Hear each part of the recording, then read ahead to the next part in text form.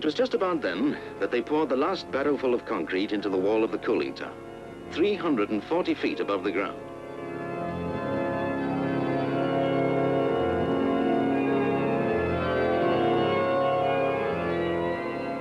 And now they could start taking down the scaffolding from the inside. 115 miles of it, enough to stretch clear across England from Stanlow to the Wash.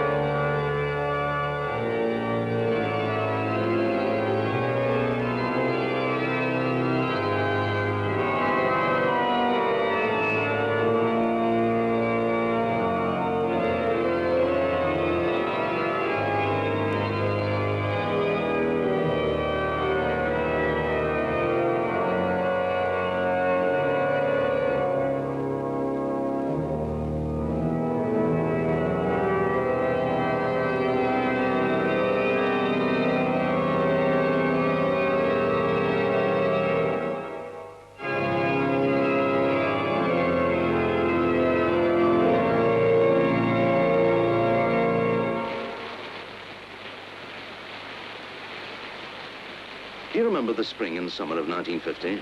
It rained cats and dogs, day in, day out. The damp seemed to go right through you and out the other side.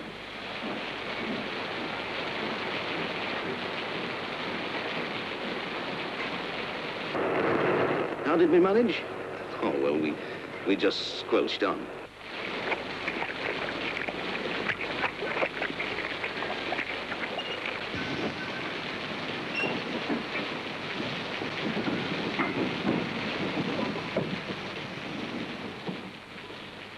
There was a tricky bit of work came up just about then.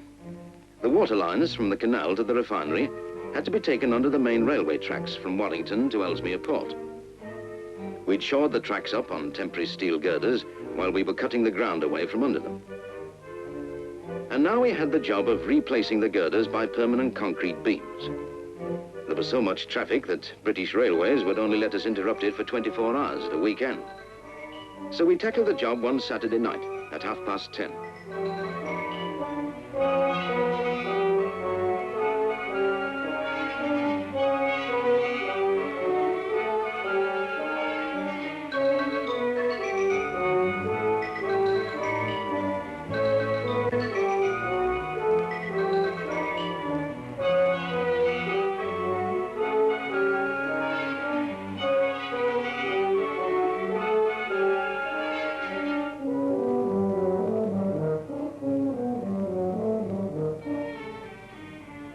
By 5:30 next morning, we'd got the girders out. And at dawn, the railway people sent in a crane to set the concrete beams.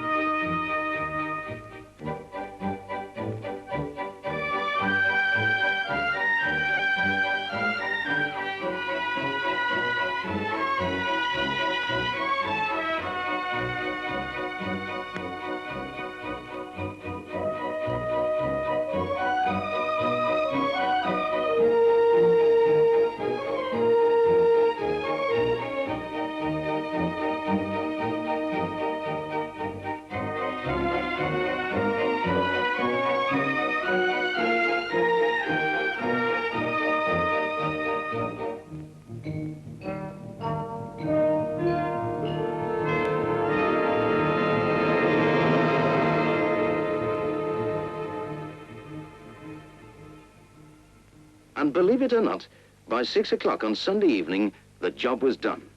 We'd lifted the tracks, pulled out the girders, set the beams, and put back the permanent way. All in 19.5 hours. Ah, what a weekend that was.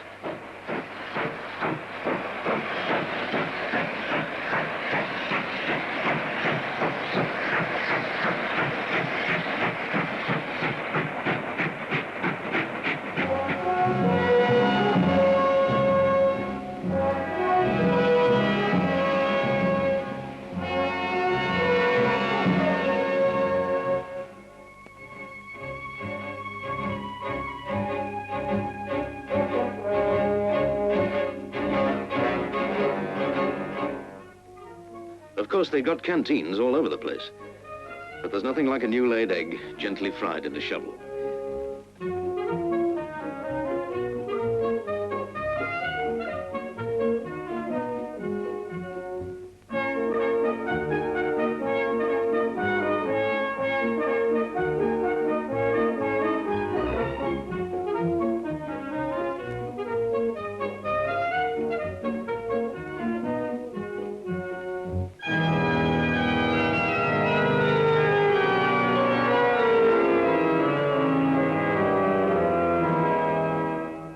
By the middle of 1950, the fittings of the cooling tower were going in. It's a beautiful bit of work. The feed from which the water to be cooled would flow formed a central hub. And from it would radiate nearly 3,000 tons of concrete beams and pillars.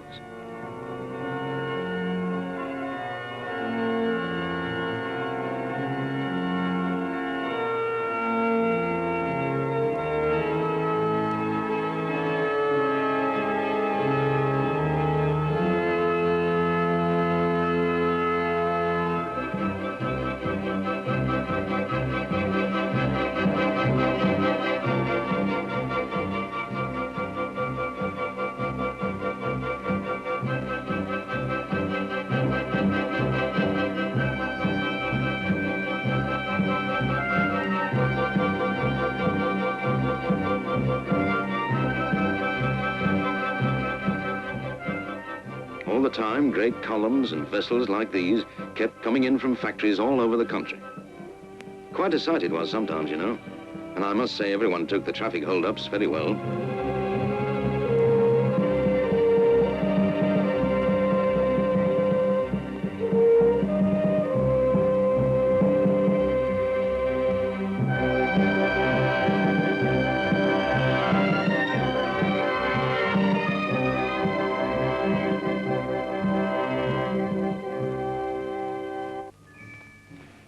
And now it was autumn 1950, and they were getting down to the innards of Distillation 2.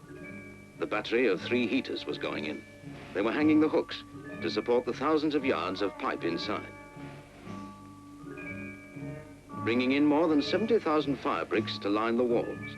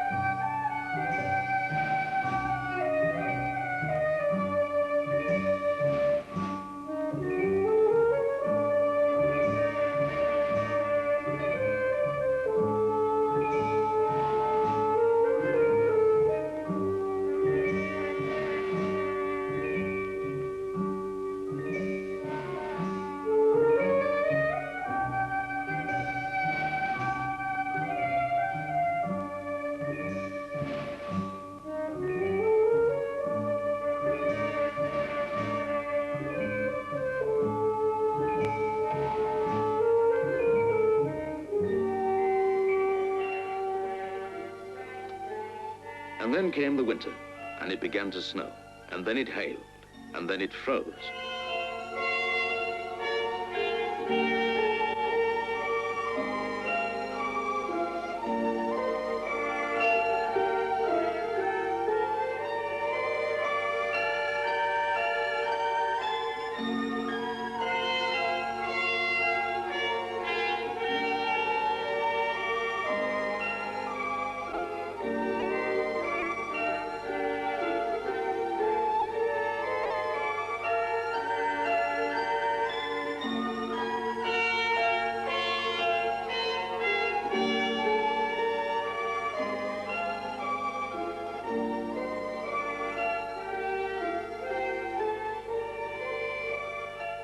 my goodness, it was coal work sloshing about in the icy water down in the intake pump house.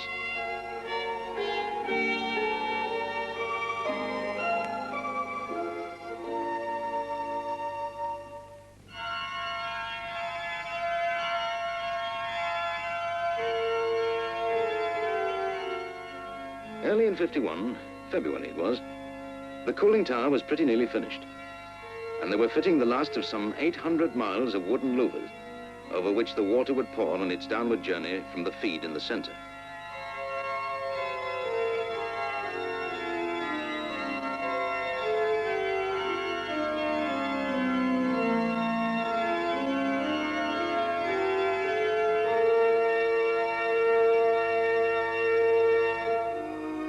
The weather had looked up a bit by now, so we made an all-out effort to get Distillation 2 finished on time. These are bubble caps.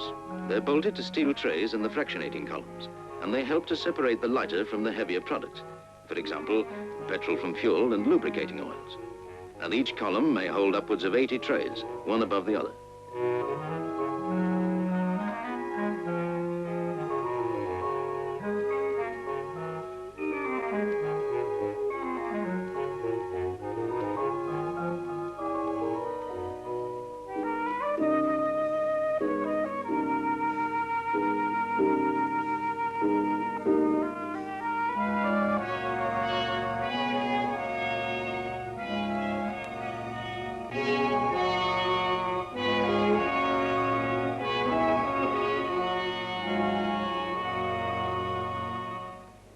Then, in that summer of 1951, came one of the spectacular jobs.